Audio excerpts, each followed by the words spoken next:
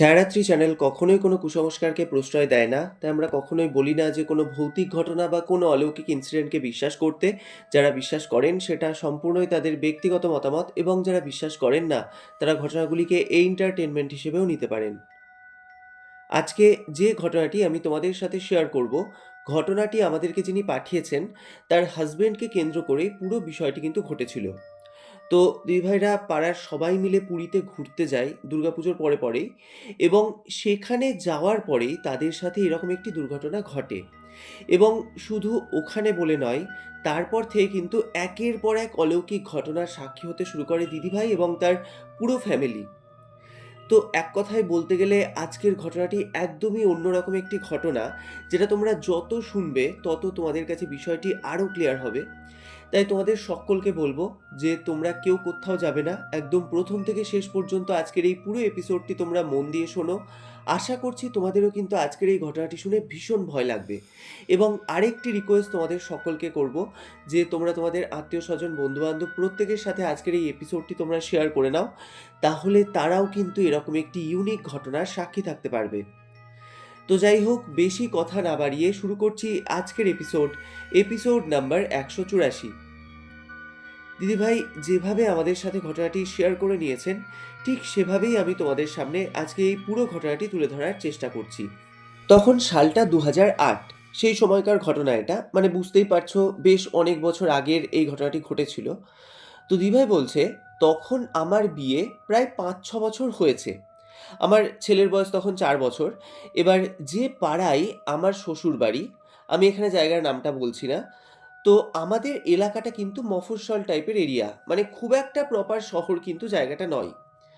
তো আমাদের পাড়ার প্রত্যেকের সঙ্গে প্রত্যেকের আমাদের এত ভালো একটা বন্ডিং ছিল, বিশেষ করে আমাদের 4টে ফ্যামিলি। তো আমাদের মধ্যে খুব ভালো একটা গুড বন্ডিং ছিল।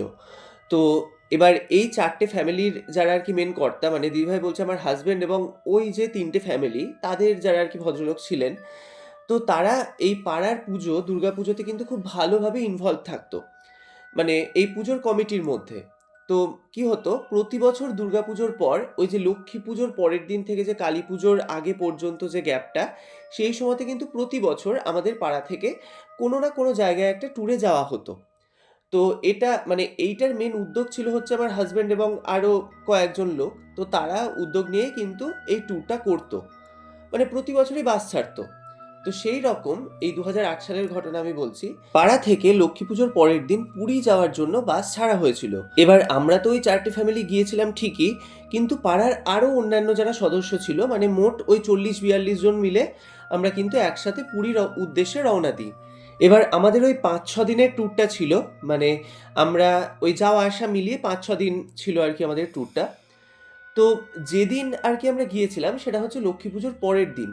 তো সেই দিন রাত্রিবেলা আমাদের বাসটা ছাড়ে, এবার সারা রাত্রি যেহেতু বাস যাবে, তো আমরা যেখানে যেতাম আমাদের কিন্তু ওরকম বাসে করেই ট্যুরে যেতাম।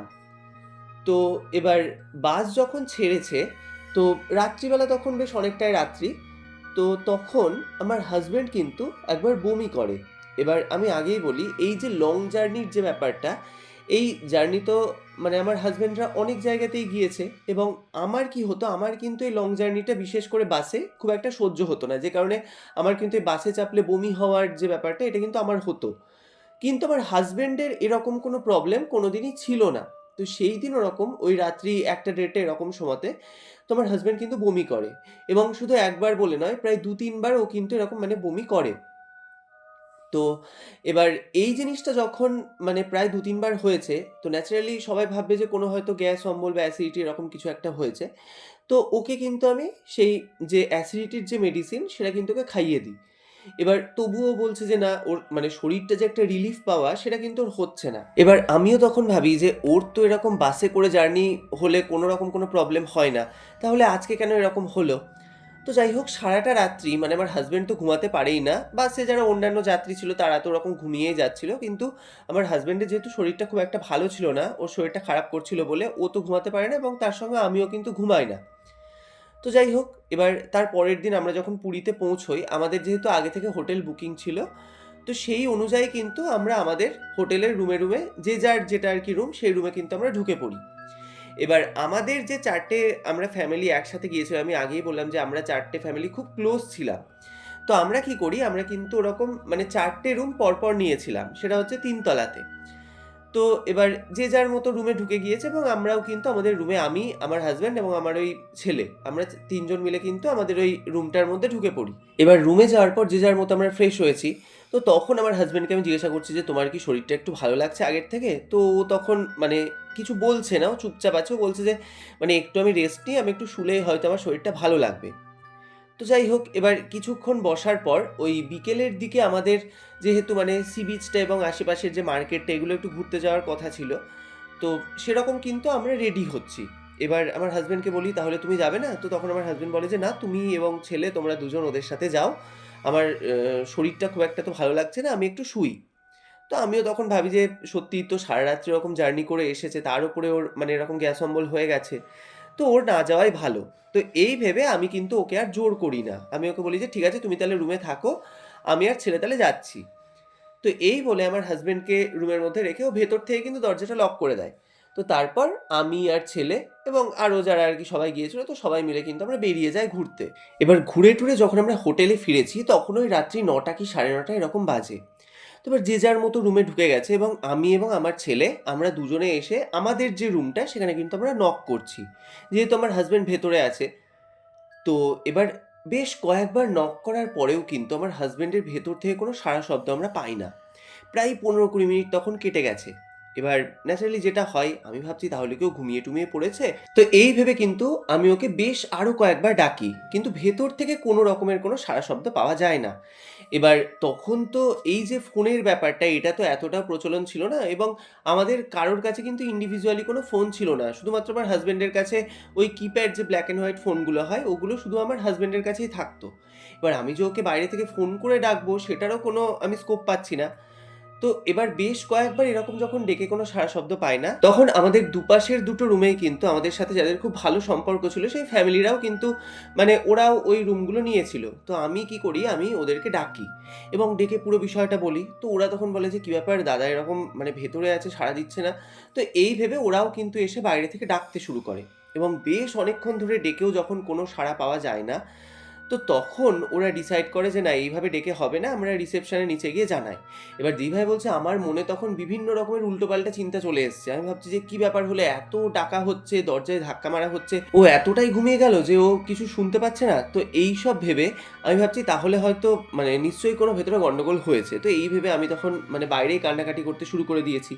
তো যাই হোক, কিছুক্ষণ পর রিসেপশন থেকে লোকজন আসে এবং ওদের কাছে যে ডুপ্লিকেট চাবিটা থাকে সেটা দিয়ে ওরা দরজা খুলে ভেতরে ঢোকে এবং ভেতরে ঢোকার পর যে দৃশ্যটা আমরা দেখি, সেটা দেখার জন্য কিন্তু আমরা কোনোভাবেই প্রস্তুত ছিলাম না। আমরা দেখছি যে বেডের ওপরে আমার হাসব্যান্ড পুরো অচৈতন্য অবস্থায় পড়ে আছে এবং ওর মুখ থেকে সেই গ্যাস টাইপের কিছু একটা বেরোচ্ছে, মানে ফ্যানার মতো কিছু একটা বেরোচ্ছে এবং টোটালি ও কিন্তু পুরো সেন্সলেস।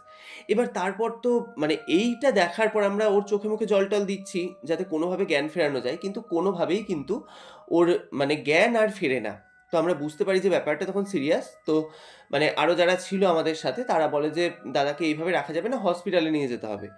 তো হসপিটালে যখন নিয়ে যাওয়া হয়, হসপিটালে ডক্টররা দেখে বলেন যে উনি অনেক আগেই স্ট্রোক করে এক্সপায়ার করে গেছেন। এবার এইটা শোনার পর দিদিভাই বলছে, আমি নিজের কানকে তখন বিশ্বাস করতে পারছিলাম না। তার কারণ হচ্ছে মানে এত আনন্দ করে আমরা একটা জায়গায় ঘুরতে এসেছি, সেখানে এসে আমাদের একটা এত বড় দুর্ঘটনা ঘটে গেল, মানে তখনও পর্যন্ত আমি নিজেকে বিশ্বাস করতে পারছি না। এবং সত্যি কথা বলতে এতদিন এই যে আমার প্রায় ৫-৬ বছর বিয়ে হয়েছিল, এতদিন বাইরের জগৎ বলতে আমি শুধুমাত্র আমার হাসব্যান্ড, আমার ছেলেকেই চিনতাম। এর বাইরে আমার আর কোনো জগৎ ছিল না। বা বাইরের কোথাও যাওয়া বা কোনো কিছু একটা কিনতে গেলেও আমার হাসব্যান্ডকে কিন্তু আমি সঙ্গে করেই নিয়ে যেতাম। তো তখন আমি ভাবছি যে আমার হাসব্যান্ড যদি এইভাবে চলে যায় তাহলে আমার আর আমার ছেলের কি হবে? মানে এইসব কিন্তু আমার মাথায় তখন ঘুরছে। আর সবথেকে যেটা বড় কথা, এরকম একটা এত দূরে, আমাদের বাড়ি থেকে এত দূরে এসে এরকম একটা ঘটনা ঘটে গেল, আমার হাসব্যান্ডকে আমি নিয়ে যাবো কি করে? এটা আমি তখন ভাবছি। তো সেই সময়তে কিন্তু যারা এতজন মিলে ট্যুরে গিয়েছিল, আমরা যেহেতু সবাই মিলে গেছিলাম, তো তারা মানে তাদের মধ্যে কিন্তু কেউ আমার পাশে এসে দাঁড়ায়নি। মানে আমি যে আমার হাসব্যান্ডকে কি করে একটা মানে মহিলা হয়ে আমি কি করে এতদূর নিয়ে যাব আমার হাসব্যান্ডের ডেড বডি, এই জন্য কিন্তু মানে যারা আরও ট্যুরে এসেছিল এবং বিশেষ করে আরও যারা 3টে ফ্যামিলি ছিল আমাদের এত কাছের, তারাও কিন্তু আমাদের পাশে এসে দাঁড়ায়নি। মানে তারা তাদের মতো তখন আবার মানে ঘুরতে চলে যায়। মানে ওইটুকু প্রসিডিওর পর্যন্ত তারা আমার পাশে থাকে, মানে ওই হসপিটাল নিয়ে যাওয়া পর্যন্ত। কিন্তু যখন আমার হাসব্যান্ড এক্সপায়ার করে যায়, আমি কি করে নিয়ে যাব অত দূর, বা আমি এখন কি করব, এইসব ব্যাপারে কিন্তু তারা টোটালি ইনভলভ থাকেই না। তো এবার আমি কি করি, আমার তখন এক মানে দুঃসম্পর্কের আমার একজন মাসির ছেলে ছিল, মানে আমার দাদা, এবং আমার আর একজন দেওর। তো এই দুজনকে আমি তখন ফোন করি। তো ওরা এটা শোনার পর তো সঙ্গে সঙ্গে ওখান থেকে রওনা দিয়ে দেয়, এবং ওরা আসার পর আমার হাজব্যান্ডের ডেড বডি নিয়ে, মানে ওরা দুজন, আমার ছেলে আর আমরা 4 জন মিলে আমার হাজব্যান্ডের ডেড বডি নিয়ে আমাদের বাড়ি ফিরি। এবার যেহেতু আমার হাজব্যান্ডের এরকম একটা হোটেলের রুমের মধ্যে, মানে বন্ধ রুমের মধ্যে এইভাবে মৃত্যু হয়, মানে ব্যাপারটা তো একটা রহস্যজনক। এবার তারপর যখন ওকে হসপিটালে নিয়ে যাওয়া হয়, ডক্টররা যখন বলে যে ও স্ট্রোক করে এভাবে মারা গেছে, তবুও কিন্তু ওর পোস্টমর্টম হয়েছিল এবং পোস্টমর্টম রিপোর্টেও ওর স্ট্রোকই আসে। তো যাই হোক, মানে টোটাল ব্যাপারটা যেহেতু ওর একটা আনন্যাচারাল ডেথ ছিল, তো যে কারণে কিন্তু আমার হাজব্যান্ডের 3 দিনের শ্রাদ্ধ ক্রিয়াদিটা হয়। এবার দিদিভাই বলছে আমার তখন মন মেজাজ বা মানসিকতা এতটাও যে ঠিকঠাক ছিল তাও নয়, মানে আমি টোটালি পুরো ভেঙে পড়েছিলাম, এবং ওর যে শ্রাদ্ধ শান্তিটা প্রপারলি করতে হবে এটা আমার তখন মাথাতেই ছিল না। তো যৎ সামান্য মানে যতটুকু না করলে নয়, সেইভাবেই কিন্তু 3 দিনের মধ্যে ওর শ্রাদ্ধ ক্রিয়াদিটা হয়। এবং মানে আমার মা, আমার ছোট বোন যে ছিল, তারা তখন আমাদের বাড়িতে আসে। তো সবাই মিলে মানে যতটুকু না করলে নয় সেইভাবে কিন্তু শ্রাদ্ধটা করা হয়। এবার 3 দিন পর যেদিন আর কি শ্রাদ্ধটা হয়েছে, সেই দিন রাত্রের ঘটনা আমি বলছি। তো পুরোহিত মশাই বলে দিয়েছিলেন যে যেহেতু আজকে এরকম শ্রাদ্ধ হয়েছে, তো গোটা বাড়ির যে লাইটগুলো সেগুলো তোমরা রাত্রিবেলায় কিন্তু জ্বালিয়ে থাকবে, মানে বাড়ি কিন্তু অন্ধকার করবে না। তো দিদিভাই বলছে এবার অত বড় বড় লাইট জ্বালিয়ে তো রাত্রিবেলায় শোয়া যায় না, তো যে কারণে আমরা ওই ছোট ছোট সাদা যে লাইটগুলো হয় সেইগুলো কিন্তু আমরা ঘরে, তারপর ডাইনিংয়ে, এগুলো আমরা জ্বালিয়ে রেখেছিলাম। তো দিদিভাই বলছে আমাদের যে বেডরুমটা, সেই রুমে আমি এবং আমার ছেলে শুয়েছে, এবং পাশের রুমটাতে আমার বোন এবং আমার মা। তো এবার আমার ছেলে ঘুমিয়ে গেছে, কিন্তু দিদিভাই বলছে আমার কোনো মতেই ঘুম আসছে না। মানে আমি শুয়ে আছি আর এই মানে একটা কথাই ভাবছি যে যাদেরকে এত কাছের বন্ধু বলে ভাবতাম পাড়াতে, তারাই আমার এই বিপদের সময়তে এরকম পাশে দাঁড়ালো না। এইভাবে যখন আমার হাজব্যান্ড মারা গেল, তো তাদের তো উচিত ছিল যে এবার কি করে আমি আমার হাজব্যান্ডের ডেড বডি মানে ওই জায়গা থেকে আমার বাড়িতে নিয়ে আসবো, এটা অন্ততপক্ষে তারা পাশে এসে দাঁড়ানো, সেটাও তারা করেনি। তারা নিজেদের মতো ঘুরতে ব্যস্ত হয়ে যায়। মানে এইসব আমি ভাবছিলাম, এবং এগুলোও ভাবছি যে এখন আমি আমার ছেলেকে নিয়ে কি করব। তো এইসব ভাবতে ভাবতে বেশ অনেকটা রাত্রের দিকে কিন্তু আমার চোখটা একটু লেগে যায়, মানে আমি শুয়ে থাকতে থাকতে আমার চোখটা একটু লেগে এসেছে। তো এমন সময় দিদিভাই বলছে হঠাৎ করে আমি কিন্তু একটা শব্দ পাই। আচ্ছা, এর মধ্যে একটা কথা বলে রাখি, আমার হাজবেন্ড কিন্তু বাড়ির মধ্যে মানে রুমেও যখন হাঁটতো, ও কিন্তু সবসময়তে পায়ে স্লিপার পরতো, এবং ওর যে হাঁটার একটা স্টাইল, এবং ও যে হাঁটতো মেঝেতে, সেই যে একটা শব্দ হতো স্লিপারের চটপট চটপট করে, দিদিভাই বলছে আমি কিন্তু ঘুমন্ত অবস্থাতে ওই শব্দটা আমার কানে যেন ভেসে আসছে। মানে মনে হচ্ছে যেন চটপট চটপট করে ওই স্লিপারটাকে পরেই ঠিক ওইভাবে, মানে আমার হাজব্যান্ড যেভাবে হাঁটতো, তো সেইভাবেই কিন্তু কেউ যেন হাঁটছে। তো এই শব্দটা আমার কানে যখন এসেছে না, মানে আমার ওই চোখে যে একটা তন্দ্রা মতো এসেছিল, এটা কিন্তু আমার কেটে যায়, এবং সঙ্গে সঙ্গে কিন্তু আমি চোখ মেলে তাকিয়েছি। এবং যে মুহূর্তে আমি চোখ মেলে তাকিয়েছি তখন কিন্তু আমার চোখে কোনো ঘুম নেই, মানে আমি একদম পুরো সজাগ। তো সেই অবস্থাতে আমি পুরো শুনতে পাচ্ছি, মনে হচ্ছে যেন ডাইনিংয়ে কেউ ওরকম মানে স্লিপারটাকে পরে চটপট চটপট করে, মানে ডাইনিংয়ের এক সাইড থেকে আরেক দিকে, আবার আরেক দিক থেকে আরেক দিকে যাচ্ছে। এবার প্রথমত যখন এই আওয়াজটা আমি পেয়েছি না, মানে আমি ভাবছি কি ব্যাপার হলো, এই আওয়াজটা কোথার থেকে আসছে। এবং আমার হাজবেন্ডের যে স্লিপারটা সেটা তো একটা সাইডে ওরকম রাখা আছে। তো আমি তখন ভাবি তাহলে হয়তো মা কিংবা বোন উঠেছে, ওরা হয়তো এই চড়িটাকে পরে বাথরুমের দিকে হয়তো যাচ্ছে।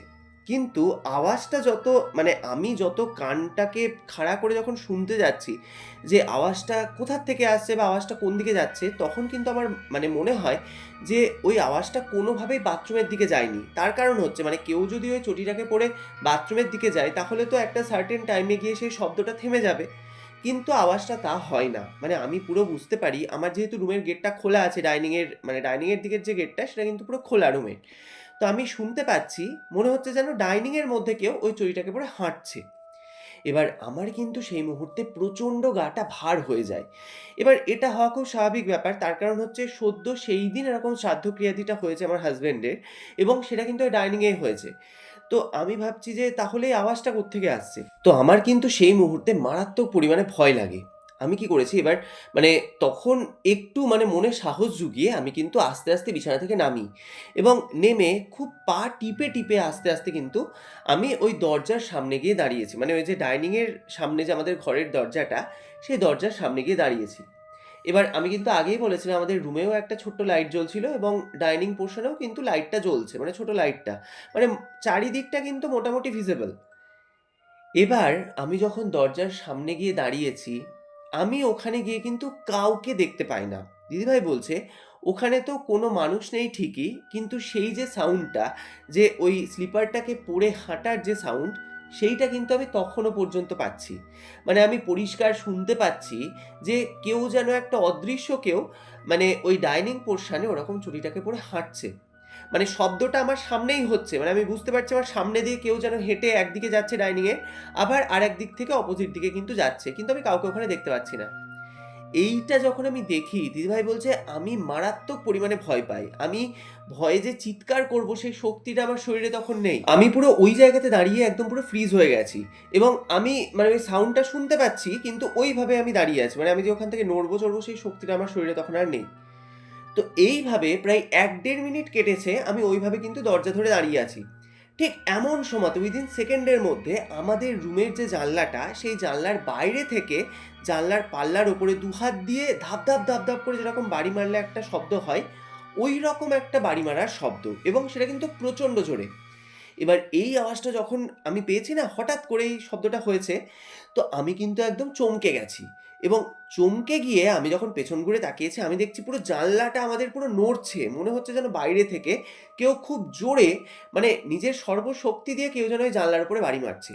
এবার এইটা যখন দেখেছি, আমি কিন্তু ছুটে ঘরের মধ্যে ঢুকে আসি এবং ততক্ষণে আমার ছেলেরও ঘুমটা ভেঙে গেছে ওই শব্দে এবং ও কিন্তু তখন কাঁদতে শুরু করেছে চিৎকার করে। তো আমি কিন্তু তখন নিজেকে ঠিক রাখতে না পেরে প্রচণ্ড জোরে চিৎকার করে উঠি এবং আমি যখন চিৎকার করেছি, তো আমার ওই চিৎকারের শব্দে কিন্তু আমার মা এবং আমার বোন দুজনেই কিন্তু ছুটে আমাদের ঘরে আসে।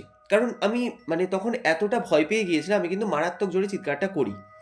এবার ততক্ষণে কিন্তু সেই জানলায় বাড়ি মারার শব্দটা থেমে গেছে। তো এবার মা আর বোন আমাকে জিজ্ঞাসা করছে যে, "কি ব্যাপার? তুই এরকম করে কেন চিৎকার করলি?" তো দিদিভাই বলছে, "আমি কিন্তু তখন পুরো বিষয়টা মাকে আর বোনকে বলি যে, এরম, এরম ঘটনা ঘটেছে।" এবার ওরা তখন বলছে, "কই আমরা তো এরকম কোনো আওয়াজ পাইনি।" এবার সত্যি যদি পাশের ঘরে এরকম জোরে একটা শব্দ হয়, তাহলে তো পাশের ঘর থেকে এই আওয়াজটা পাওয়া খুবই স্বাভাবিক ব্যাপার।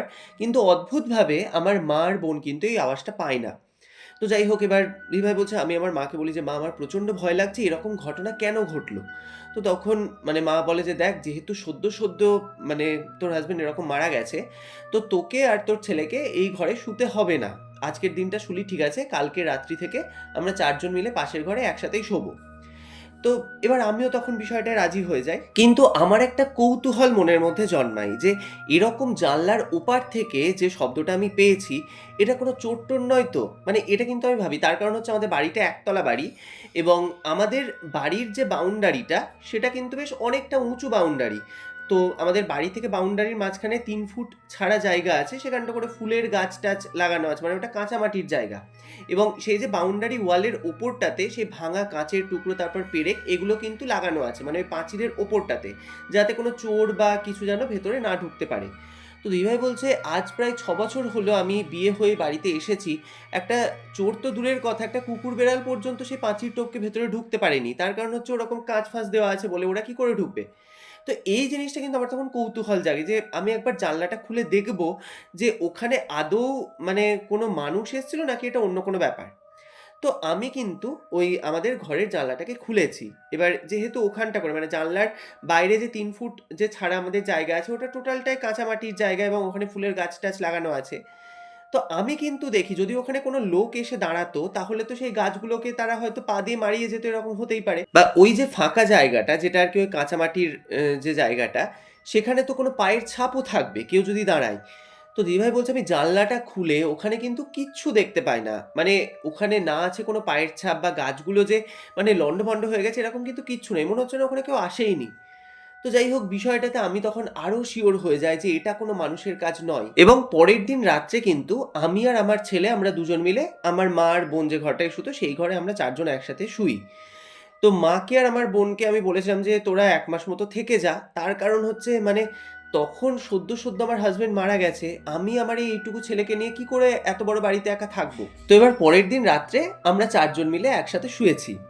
এবার তখন ঠিক ওই রাত্রি ২টো-২.৩০ এরকম বাজে। এমন সময়তে কিন্তু মানে আমরা শব্দ পাচ্ছি যে সেই যে বাসটা, যে বাসে করে আমরা গিয়েছিলাম, সেই বাসটা তখন ফিরেছে পাড়াতে। এবার সেই দিনই আমাদের ট্যুর থেকে ফেরার কথা ছিল। তো দিদিভাই বলছে, "আমি তো রাত্রিবেলায় আমার কোনো মতেই ঘুম আসছিল না, আমি এমনিই শুয়েছিলাম।" তো ওই বাসটা এসে দাঁড়ানো, তারপর লোকজনের যে কোলাহল, মানে সবাই বাস থেকে নামছে। তো সেগুলো আমি সবই শুনতে পাচ্ছি। যেহেতু ওই যে পাড়ার মণ্ডপটা এবং ওই যে রাস্তাটা, সেটা আমাদের বাড়ি থেকে কিন্তু খুব একটা দূরে নয়। মানে একটা সরু ছোট্ট একটা গলি। তো সেই গলিটা পেরিয়েই হচ্ছে সেই বড় রাস্তা, যেখানটা করে এসে বাসটা দাঁড়িয়েছে। তো আমি এইটা যখন শুনতে পাই, আমার তখন মনটা প্রচণ্ড খারাপ হয়ে যায়। মানে আমি তখন ভাবছি যে আমাদেরও তো আজকে এরকম আনন্দ করতে, করতে বাড়ি ফেরার কথা ছিল। কিন্তু মানে কি হয়ে গেল আমাদের? তো যাই হোক, কিছুক্ষণ পরে আমাদের বাড়ির সদর দরজাতে কিন্তু খুব জোরে জোরে কড়া নাড়ার শব্দ এবং বেশ কয়েকজনের গলার শব্দও কিন্তু আমরা পাচ্ছি। তো মানে আমাদের নাম ধরে আর কি ডাকাডাকি করছে। এবার আমি তখন মানে ওই গলাগুলো শুনে চিনতে পারি যে আমাদের পাড়ারই লোকজন। তো কি হয়েছে, আমি আর আমার মা দুজন মিলে কিন্তু গিয়ে দরজাটাকে খুলেছি, সদর দরজাটা। এবং দরজাটা খোলার সাথে সাথেই সেই যে আরও যারা আর কি ৩টে ফ্যামিলি ছিল, আমি দেখছি যে সেই ফ্যামিলির যে ভদ্রলোক এবং ভদ্রমহিলারা তারা কিন্তু দাঁড়িয়ে আছে। এবং দরজাটা খোলার সাথেই সেই যে দুজন ভদ্রলোক এবং ভদ্রমহিলা যারা আর কি আমাদের হোটেলের রুমের দুপাশে ছিল, মানে এই পাশের রুমটা এবং এই পাশের রুমটায় যারা আর কি ছিল, তারা ৪ জন দেখছি ওখানে দাঁড়িয়ে আছে। এবং আমাকে দেখার সাথে সাথেই ওনারা কিন্তু আমার পুরো পায়ে পড়ে যান। মানে একদম ওনারা পায়ে ধরে রীতিমতো হাউ হাউ করে কাঁদছেন। তো আমি এই বিষয়টা বুঝতে পারি না যে কি হলো হঠাৎ করে। তো আমি বলছি, "কি হলো দাদা, আপনারা এরকম কেন করছেন?" তো তখন সেই ভদ্রলোক বলছে যে, "বৌদি, আমাদেরকে আপনি ক্ষমা করুন। আমাদের আপনাকে ওইভাবে ছেড়ে দেওয়াটা উচিত হয়নি।" তো তখন দিদিভাই বলছে, আমি বলি যে, "না, না, ঠিক আছে। আমরা তো ঠিকঠাকভাবে বাড়ি পৌঁছে গিয়েছিলাম। আমাদের কাজকর্ম সব মিটেই গেছে। আপনারা এইসব কথা কেন বলছেন?" তো তখন সেই ভদ্রলোক বলে যে, "না, সত্যিই আমাদের এটা বড় ভুল হয়ে গেছে। আপনি একা একজন এরকম মহিলা ছিলেন। আপনাকে এইভাবে ফেলে রেখে আমাদের ঘুরতে চলে যাওয়াটা এটা কখনোই উচিত হয়নি। মানে সত্যি এটা আমাদের অনেক বড় ভুল হয়ে গেছে।" মানে ওনারা যেরকম হয় নিজেরা আরকি গিল্টি ফিল করছেন। তো যাই হোক, মানে আমি ওনাদেরকে অনেকভাবে সান্ত্বনা দিয়ে বোঝাই ব্যাপারটা। তো তখন সে ভদ্রলোক একটা কথা বলে। উনি বলেন যে, "আপনি যদি আমাদেরকে ক্ষমা না করেন তাহলে দাদাও হয়তো আমাদেরকে ছাড়বে না।" এবার এই কথাটা শুনে না দিদিভাই বলছে, আমি খুব অবাক হয়ে যাই। তো আমি ওনাদেরকে বলি যে, "দাদা আপনাদেরকে ছাড়বে না মানে কি বলতে চাইছেন?" তো তখন সেই ভদ্রলোক বলে যে, "আমরা যেদিন আমার হাসব্যান্ডকে নিয়ে আরকি চলে আসি, মানে উনি যেদিন ওই হোটেলের রুমের মধ্যে ওরকম মারা যান, তো তারপর তো উনাকে নিয়ে আমরা ফিরে এসেছিলাম। এবং তারপর কি হয়, হোটেল কর্তৃপক্ষ ওই রুমটা কিন্তু লক করে দিয়েছিল। এবার ওই রুমের একদিকে আরকি একজন ভদ্রলোক যিনি আরকি এসেছেন আজকে, তিনি তার ফ্যামিলি নিয়ে ছিলেন এবং পাশের রুমটাতে আরেকজনেরা ছিলেন। তো এবার কি হয়েছে, যেহেতু এই রুমটা লক করা আছে, তো ওরা বলছে যে আমরা প্রতিদিন রাত্রিবেলাতে কিন্তু মানে এই যে ৩ দিন আমরা ওখানে ছিলাম, আমরা রাত্রিবেলায় কিন্তু চোখের পাতা এক করতে পারিনি। তার কারণ হচ্ছে অনেক রাত্রে ওই বন্ধ ঘর থেকে এত জোরে জোরে চিৎকার এবং আর্তনাদের একটা শব্দ, মনে হচ্ছে যেন কেউ যদি খুব কষ্টে থেকে মানে শারীরিক একটা যন্ত্রণা বা কষ্টে যেরমভাবে একটা গুমরায়, সেই রকম একটা গুমরানোর আওয়াজ। এবং তারা এটা দাবি করছে যে এই গলার আওয়াজটা অন্য কারোর নয়, এটা আমার হাসব্যান্ডের গলা। এবার এটা তো কখনোই পসিবল নয়। তার কারণ হচ্ছে ওই রুমটা যেদিন আমার হাসব্যান্ড মারা গেছে, সেই দিনই হোটেল থেকে লক করে দিয়েছে। পরে এটা পরিষ্কার-টরিষ্কার করে আবার মানে ইউজ করা হবে। তো আপাতত তো সেই রুমটা লক ছিল। তো তাহলে ওই বন্ধ ঘর থেকে এরকম একটা চিৎকার আর্তনাদ, সেটা কি করে সম্ভব? এবং এটা কিন্তু দুপাশের রুমে যারা আরকি ছিল তারা দুজনেই পেয়েছে। এবং এরকমও হয়েছে, তারা বলছে যে আমরা যদিও বা ভয়ে, ভয়ে ঘরের মধ্যে থাকতাম, কোনোভাবে আমরা ঘুমাতে পারতাম না। মানে যখনই আমরা ঘুমানোর জন্য হয়তো মানে একটু হয়তো চোখটা লেগে আসছে, আমাদের স্বপ্নে দাদা আসতো এবং খুব অ্যাগ্রেসিভ ভাবে এবং আমাদেরকে খুব রাগান্বিতভাবে বলতো, "তোরা তোদের বৌদিকে ওইভাবে একা ছেড়ে দিলি? তোদের এটা ঠিক হয়নি।" মানে এই জিনিসটা যখন ওনারা রাত্রিবেলা এরকম ঘুমোতে যেতেন, তো ওনারা ঘুমোতে পারতেন না। মানে ওনাদের স্বপ্নে এসে আমার হাসব্যান্ড নাকি এই কথাগুলো বলতো। ওনারা কিন্তু এই কথাটাই দাবি করছে। তো এবার যাই হোক, আমি তো কোনোভাবে ওনাদেরকে বিষয়টা বোঝাই এবং কোনোভাবে শান্ত করে ওনাদেরকে কিন্তু বাড়ি পাঠাই। তো এই জিনিসটা ওনারা চলে যাওয়ার পর আমি এবং আমার মা, মানে আমাদের দুজনেরই কিন্তু মাথায় ঢুকছে না। মানে তাদের কথাগুলো যদি সত্যি হয় তাহলে ভীষণই মারাত্মক একটা ব্যাপার। তো যাই হোক, এরপর থেকে যেটা হতো, দিদিভাই বলছে আমরা বাড়িতে প্রতিদিন আমার হাজব্যান্ডের কিছু না কিছু জিনিস কিন্তু ফিল করতে পারতাম। যেরকম হচ্ছে, আমার হাজব্যান্ড কিন্তু খুব পারফিউম ইউজ করতে ভালোবাসতো। মানে ও ভ্যারাইটিস রকমের বডি স্প্রেও ইউজ করতো, এবং ও যখন অফিসে বেরোতো ওই সকাল 10টা 10:30 নাগাদ ও কী করতো, মানে বেডরুমের যে ড্রেসিং টেবিলটা আমাদের আছে, তো ওই ড্রেসিং টেবিলের সামনে দাঁড়িয়ে কিন্তু ও ওই পারফিউমটা লাগাতো, মানে বডি স্প্রেটা। এবং ও ওই মানে অফিস থেকে ফিরে এসে ওই বিকেল 5টা 5:30 এরকম সময়তে, মানে শীত গ্রীষ্ম বর্ষা প্রতিদিন কিন্তু ও অফিস থেকে ফিরে এসে আবার স্নান করতো, এবং তারপরে আবার বিকেলবেলায় কিন্তু ও বডি স্প্রে লাগাতো। তো দিদিভাই বলছে প্রতিদিন আমরা কিন্তু সেই সকাল 10টা 10:30 নাগাদ এবং ঠিক বিকেল 5টা 5:30 এরকম সময়তে বাড়ির মধ্যে কিন্তু আমরা সেই বডি স্প্রে স্মেলটা পেতাম, এবং সেই স্মেলটা ঠিক এতটা উগ্রভাবে গোটা বাড়ির মধ্যে স্প্রেড করতো, এবং মানে সেই গন্ধটা খুব একটা বেশি সময় থাকতো না, ওই 5-7 মিনিট মতো। এবং মানে ওই গন্ধটা ওইটুকু সময়ের মধ্যে গোটা বাড়ির মধ্যে পুরো করতো। এবার এই জিনিসটা কিন্তু প্রতিদিন আমাদের বাড়িতে ঘটতে থাকে। তো এবার ১ম জিনিসটাতে আমরা ভয় পেতাম ঠিকই, কিন্তু আস্তে, আস্তে ব্যাপারটায় না মানে আমরা হ্যাবিচুয়েটেড হয়ে গেছিলাম, এবং মানে আমরা কিন্তু বুঝতে পারতাম যে এই সময় জিনিসটা হবে, এবং পার্টিকুলারলি কিন্তু তাই হতো। মানে ওই টাইমে ওই স্মেলটা কিন্তু আমরা পেতাম। তো যাই হোক, এইভাবে তো কাটছিল। এবার মা আর বোন যেহেতু অনেকদিন যাবত আমাদের বাড়িতে রয়েছে, তো বোনের যেহেতু কলেজ ছিল বলে বোনকে কিন্তু বাধ্য হয়ে বাড়ি চলে যেতে হয়। তো মাও তখন বলে যে এবার মানে সেও বাড়ি যাবে। কিন্তু দিদিভাই বলছে আমার কোনোভাবেই না, মানে মাকে আমি ছাড়তে চাইছিলাম না। তার কারণ হচ্ছে মা যদি চলে যায়, তাহলে ছেলেকে নিয়ে আমি মানে ওইটুকু একটা বাচ্চাকে নিয়ে আমি কি করে থাকবো বাড়িতে? তো সেইজন্য আমি মাকে কোনোভাবেই ছাড়তে চাইছিলাম না। বলছিলাম, "তুমি আরো কয়েকটা দিন থেকে যাও।" তো যাই হোক, এইভাবে যেতে, যেতে একদিন একটা ঘটনা ঘটে। আচ্ছা, এর মধ্যে একটা কথা বলে রাখি, আমার হাসব্যান্ড কিন্তু মাছ খেতে খুব ভালোবাসতো, এবং তার মধ্যে ইলিশ মাছটা ছিল ওর অত্যন্ত প্রিয় মাছ। তো এবার ও মারা যাওয়ার পর থেকে আমাদের বাড়িতে কিন্তু মানে বিশেষ করে ইলিশ মাছটা আমি আনতাম না। এবার আমার ছেলের কি হয়, মানে ও যেহেতু ছোটবেলা থেকে ভ্যারাইটিস রকমের মাছ খেয়ে বড় হয়েছে, এবং ইলিশ মাছটা কিন্তু আমার হাসব্যান্ডের সাথে, সাথে আমার ছেলেও খুব ভালোবাসতো। তো সেই জন্য একদিন আমার ছেলে মানে খুবই আবদার করছে যে, "মা তুমি ইলিশ মাছ নিয়ে এসো, আমি খাবো।" এবার ওইটুকু বাচ্চা ছেলে, ও তো এত কিছু বোঝে না। এবার কি করব? ও যেহেতু এরকম আবদার করেছে, তো ওর আবদার রাখতে আমাদের ৩ জনের জন্য ৬ পিস আমি ইলিশ মাছ কিনে এনেছি। তো এবার মা তখন কিচেনে ওই ইলিশ মাছটা রান্না করছে। আর আমার ছেলে তখন সদ্য, সদ্য স্কুলে ভর্তি হয়েছে। মানে ওই যে প্রি স্কুলগুলো হয়, তো ওই স্কুলে ওকে আমি ভর্তি করেছি। এবার আমি স্নান করে বেরিয়ে যে ঠাকুরের যে সিংহাসনটা আছে ওখানটা করে আমি পুজো করতে বসেছি। তো মায়ের রান্না-টান্না হয়ে যাওয়ার পর মা ওই মানে যে মাছের যে কড়াইটা, ইলিশ মাছের যে কড়াইটা সেটাকে ওই ওভেনের উপর চাপিয়ে রেখে মা কিন্তু ওয়াশরুমে গিয়েছে স্নান করতে। এবার ওইটুকু এরিয়ার মধ্যে দিদিভাই বলছে আমি কিন্তু পুরো একা। তো আমি নিজের মতো ঠাকুরের সিংহাসনে আমি পুজো করছি। ঠিক এমন সময়তে আমি কিন্তু কিচেনের মধ্যে ঝনঝন করে বাসন পড়ার শব্দ পাই। এবার যে মুহূর্তে ওরকম একটা শব্দ পেয়েছি, খুব জোরে কিন্তু একটা কোনো বাসন পড়েছে আমি বুঝতে পারি। তো আমি ছুটে ওখান থেকে ছুটে আমি কিন্তু কিচেনে যাই, এবং কিচেনে গিয়ে দেখছি ওই যে কড়াইয়ের মধ্যে মা যে সর্ষে পোস্ত দিয়ে যে ইলিশ মাছটা বানিয়েছিল সেটা পুরো উপুড় হয়ে কিচেনের যে মানে মেঝেতে ওখানটা করে পড়ে আছে, কড়াই সমেত উল্টিয়ে। তো এটা দেখে তো আমি প্রচণ্ড অবাক হয়ে যাই। তার কারণ হচ্ছে, মানে কিচেনের মধ্যে কুকুর বা বিড়াল কিছু ঢোকার কোনো রকমের কোনো স্কোপ নেই। মানে ওই কিচেনের যে জানলাগুলো সেগুলো পুরো এয়ার টাইট করে বন্ধ, এবং আমাদের বাড়ির আশেপাশের যে জানলা সেগুলো সবই কিন্তু বন্ধ। অর্থাৎ বেড়াল ঢোকার কোনো রকমের কোনো চান্স কিন্তু নেই। তাহলে এবার আশ্চর্যজনক যে ব্যাপার সেটা হলো যে ওই ওভেন থেকে ঐরকম একটা মানে ভারী কড়াই সেটা কি করে এইভাবে মেঝের ওপরে পড়লো? এটা একটা অবাক করা কাণ্ড। এবার ওই আওয়াজটা পেয়ে না মা তখন তাড়াতাড়ি বাথরুম থেকে বেরিয়ে আসে, এবং মাও এসে কিন্তু ওরকম একটা সিচুয়েশন দেখে যে ওই কড়াইটা এভাবে উল্টে পড়ে আছে।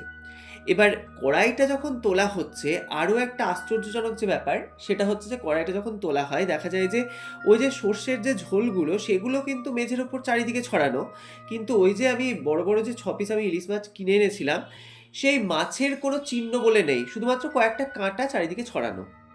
এবার এইটা দেখে না মানে তখন আমরা মানে মারাত্মক পরিমাণে ভয় পাই।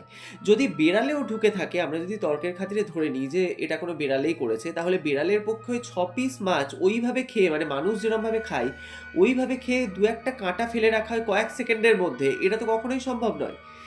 তো আমরা কিন্তু বুঝে যাই যে ব্যাপারটা ঠিক কি হচ্ছে। তো মা আমাকে তখন বলে যে, "দেখ ব্যাপারটা না মনে হয় অন্যদিকে যাচ্ছে। তো আমার মনে হয় তুই এই বিষয় নিয়ে সেই পুরোহিত মশাইয়ের সাথে কথা বল, যিনি তোর হাসব্যান্ডের মানে এই শ্রাদ্ধক্রিয়াদির কাজটা করেছিলেন।"